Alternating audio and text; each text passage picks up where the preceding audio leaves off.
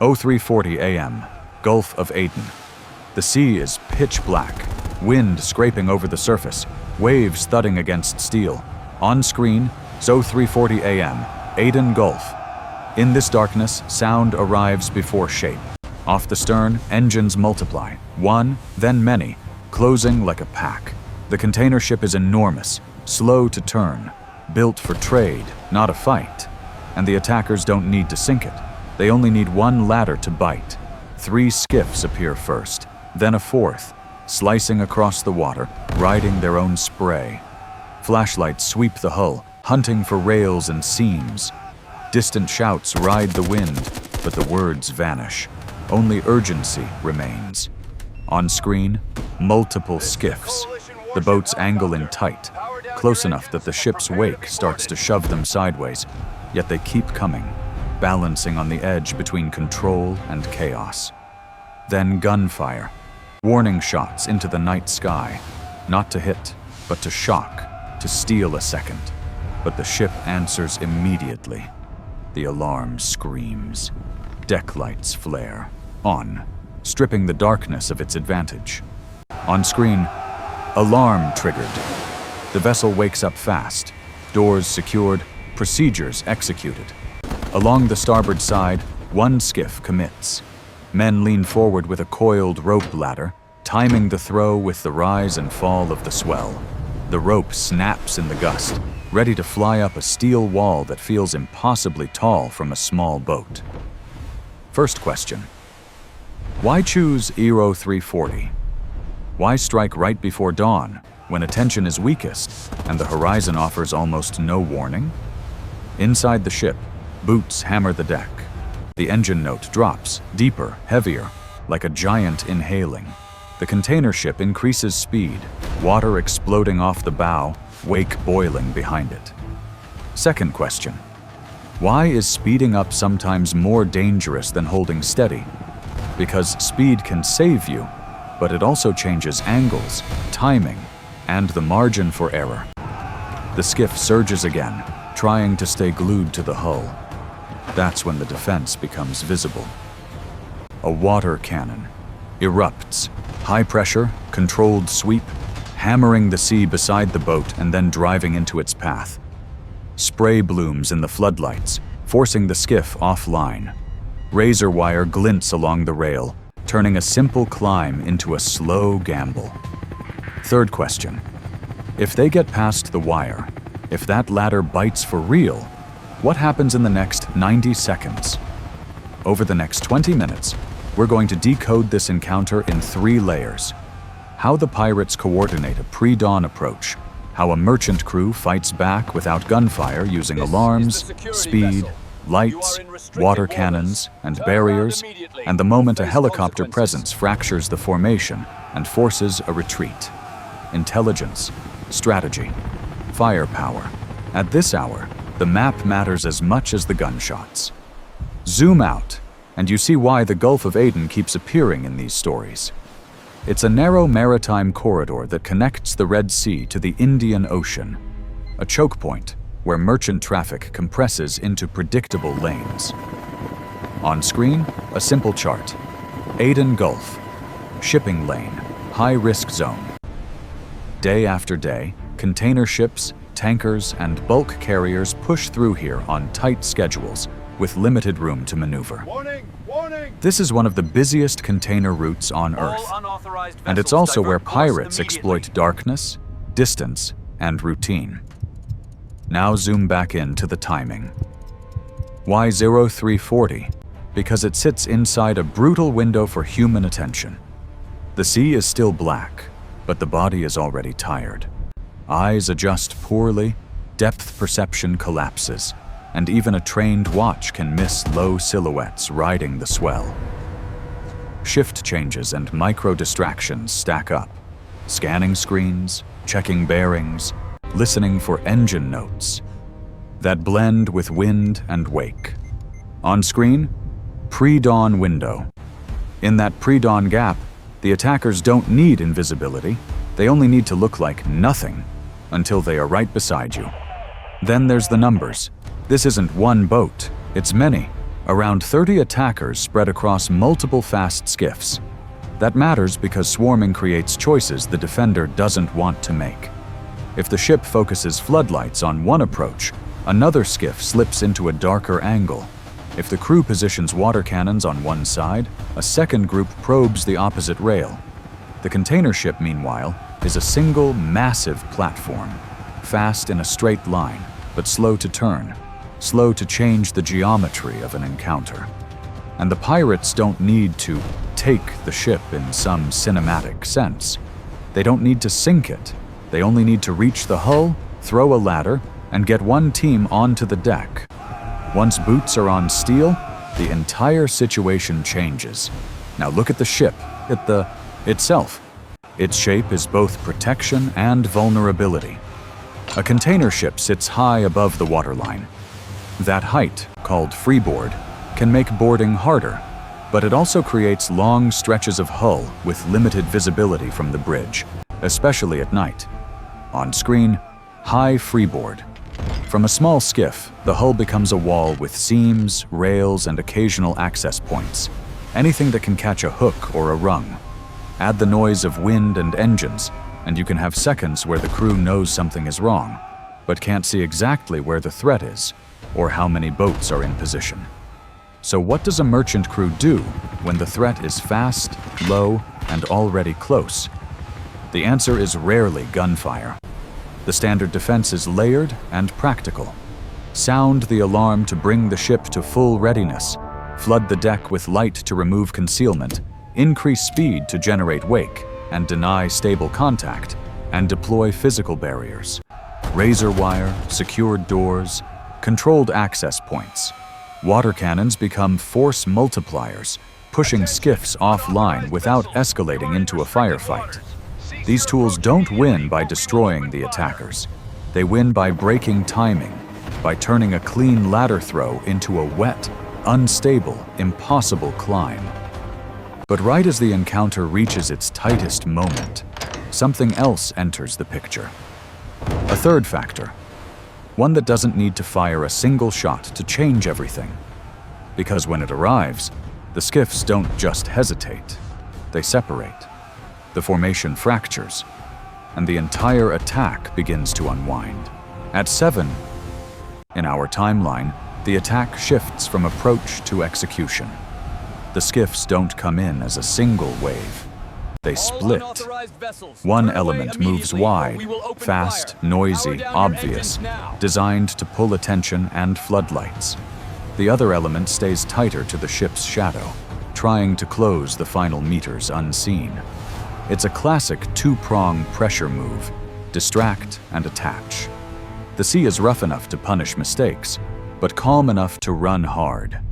Each skiff is light, fast, and violent in motion, slamming off wave faces, then skipping forward again, engines screaming in short bursts as they correct angle and speed. By 0740, the psychological attack starts. Warning shots crack upward into toggle. It's not about accuracy, it's about paralysis. It's about forcing the crew to flinch, to hesitate, to lose the clean sequence of steps that defense requires. Flashlights rake across the deck, scanning for movement, for doors, for the water cannon positions, for any human silhouette. They can intimidate. The skiffs are hunting for a moment where the ship feels like a slow, passive target. But this ship is already transitioning into its defensive posture. Lights up, alarm on, procedures moving. At 0820, one skiff commits to the hull. It rides in tight on the side where the spray and shadow offer a fraction of cover. The boat rises with the swell, drops, and surges again, trying to stick to the steel wall. You can almost feel the timing they're chasing. A 2-second pocket where the ladder can be thrown clean and the first rung can hold. Hands come up with the rope ladder, coiled and ready. They don't need a perfect throw. They need a throw that catches. Because once that ladder touches the deck edge, everything changes. If the ladder bites the lip of the deck, this stops being harassment and becomes boarding. Now the ship's response accelerates. By 0930, the alarm is no longer a warning, it's a command. The deck is fully lit. Access points are secured. Crew members move into pre-assigned positions, not to fight hand-to-hand, but to deny access and maintain control. Doors are locked, routes are blocked, and the ship becomes a series of compartments, harder to penetrate, harder to exploit. On a merchant vessel, defense is not about winning a battle, it's about preventing a climb. At 10:10, the engine note deepens, and the ship increases speed again. That matters because speed creates geometry. It stretches the wake, roughens the water alongside the hull, and turns the skiff's most important advantage, precision positioning, into a gamble. A skiff can be fast, but it cannot be stable when the water beside the ship is boiling. Every wave the ship throws sideways becomes a shove. Every shove becomes a missed grab, a ladder that slips, a man who can't stand, a boat that has to back off to recover. At 10:55, the water cannons come alive in controlled arcs, not straight down, but angled, sweeping the approach lane, forcing the skiff to choose between getting soaked and getting shoved away. The pressure doesn't need to flip the boat, it only needs to break the run. The moment the skiff loses alignment, the ladder throw becomes chaos. And at 11:30, the physical barrier does the quiet work. Razor wire and improvised obstacles along the rail, turning the deck edge into a line that can't be grabbed cleanly. This is the first decoded decision point. Defense strategy. The crew isn't trying to fight the pirates. They're trying to make boarding impossible. Deny the ladder. Deny the grip. Deny the seconds that attackers need more than anything else. By 12:30, the pirates adjust. They stop forcing the same angle and rotate to a new approach, one that tries to exploit a blind spot in the water cannon coverage.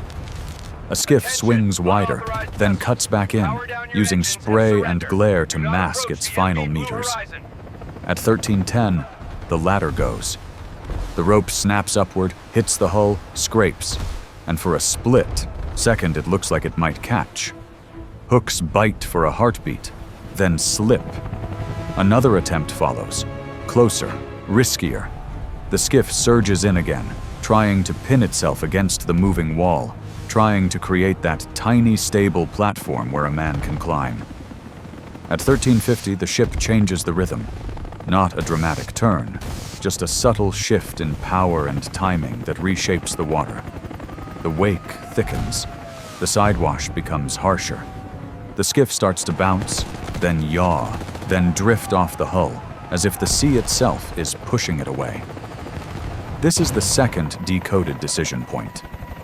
Why are speed and wake the ship's strongest weapon? Because the ship doesn't need to outrun the skiff. It needs to deny contact. If the skiff cannot hold a stable line beside the hull, the ladder is just rope in the wind. And then, at 14:50, a new sound enters the scene. Deep, rhythmic, unmistakable. Rotor blades. At first it's distant, almost swallowed by wind. Then it grows. A beam of light sweeps across, the water, searching, locking, revealing. On screen, airborne response.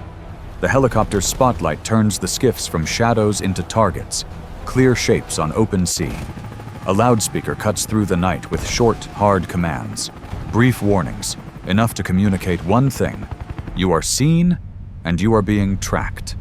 By 15:55, the swarm breaks. The skiffs don't charge anymore. They separate, they widen their spacing. They start to pull away from the hull, keeping distance, looking for escape lanes. The formation that made them dangerous, numbers, proximity, confusion, can't survive under a bright spotlight from above. This is the third decoded decision point. Air dominance doesn't require firing. It requires visibility and control. The moment a helicopter can see you, follow you, and identify you, the game changes, because the sea has nowhere to hide. By 16:30, the immediate threat is fading into the dark behind the ship. The skiffs keep their distance, no longer committed to the hull, no longer synchronized as a swarm. The container ship holds course and speed, pushing forward through the corridor instead of slowing down to check the damage in the most dangerous moment. On deck, the crew stays in posture. Alarms remain active, lights stay on. No one relaxes early because the most common mistake after a failed boarding attempt is assuming it's over. The crew checks the perimeter, rails, access points, and the sections of hull where a ladder could have scraped or snagged.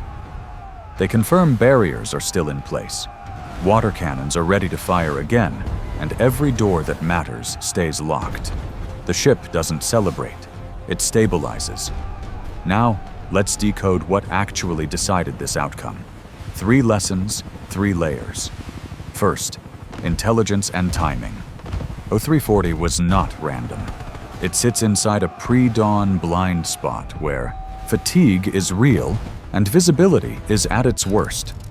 Attackers choose this window because a target is more likely to hesitate, more likely to misread distance, and more likely to detect the threat late, when the skiffs are already within seconds of contact.